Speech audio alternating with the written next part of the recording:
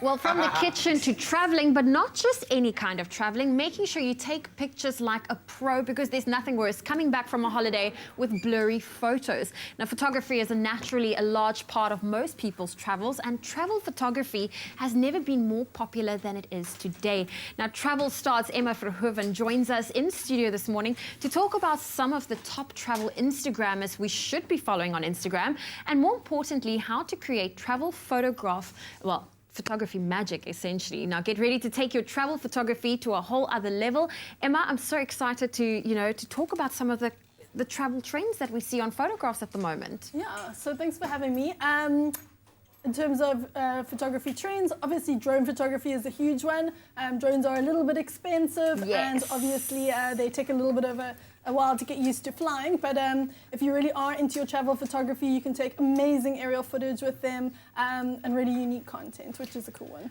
But I think you should also be mindful of where you fly your drone, because I know that's also been a little bit of an issue. Some people don't have permits perhaps to fly their drones, or has that not been? Yeah, so in South Africa itself, there are some issues around where you can fly and who can fly the drones and stuff. Abroad, there's a little bit less controversy around that. Another travel trend you'll see here is where the photographer actually holds the hand of somebody in front of them, and it looks like they're leading them into the horizon, which is always a nice one. That's as well. a beautiful photograph. And when it comes to photography do's and don'ts, let's touch on some of the don'ts to stay clear of. What would you recommend? So I think one thing that we're all a little bit guilty of is over filtering our photos. Yes. So we want it to be a little bit brighter, the contrast a little bit more saturated with the cases, and then you end up with a photo that is so clearly, obviously edited, and everybody will know it. So that's one big one. And then another one, a lot of people struggle with quite dull photos. Mm-hmm. So they're taking their photos at the wrong time of day. So if you're taking landscape photos, obviously the golden hours between sort of around sunset and sunrise are the best times. And then if you're taking photos of people or of food in natural light, it's best to do it when it's like a overcast day. I love that you mention light, because when it comes to my basic photo, like my personal little list of photographs, it's always, light is important and the background. But what are some of the other photographic principles people can follow?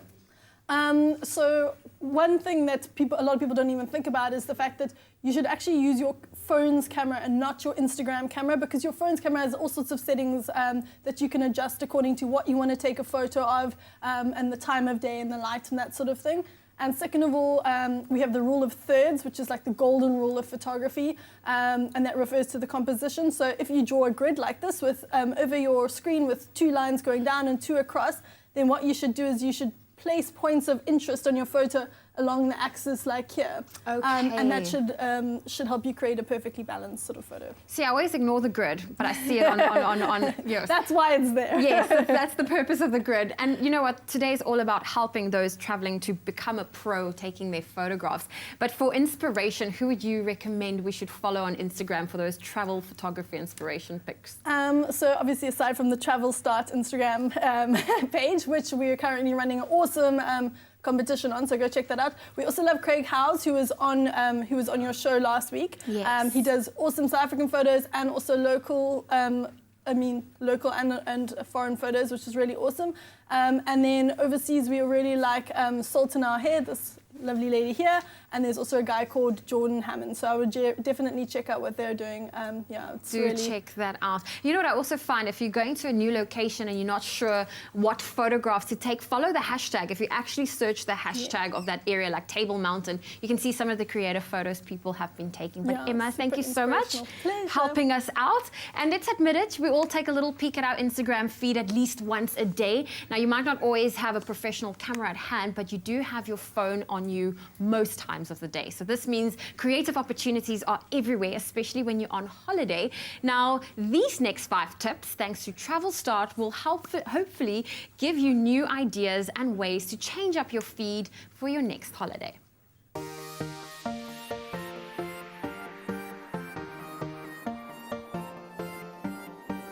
you ever look at those amazing Instagram holiday posts that look like an artwork in itself? Do you wonder, how do these everyday, normal people get hundreds of likes and followers and your page looks a little dismal? If you spend a silly amount of time choosing the right filter and still don't get the results you want, that's because there are some unspoken Instagram rules you need to know when on holiday.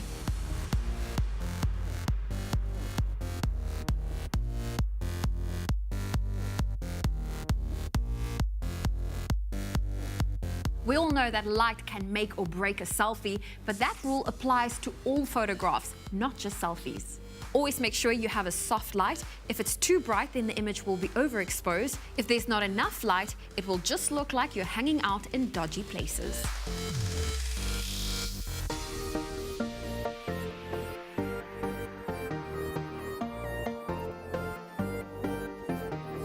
Stop using the front-facing camera for selfies. It's convenient, yes, but the rear-facing camera, the one on the back of your phone, takes pictures at a way higher resolution. Bye-bye grainy images.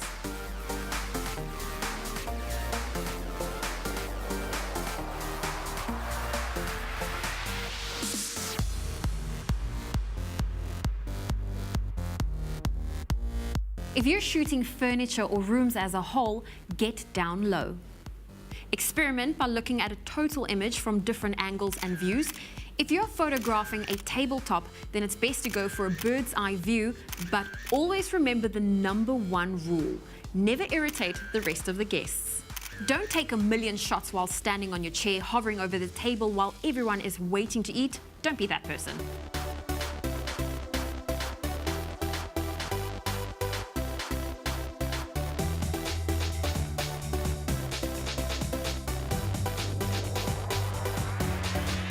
Instead of using the zoom function, rather walk closer to the subject.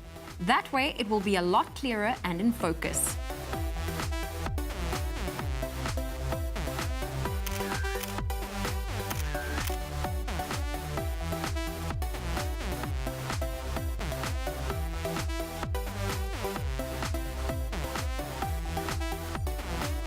And if you can't get it to look like your favorite blogger's pic, then get over it.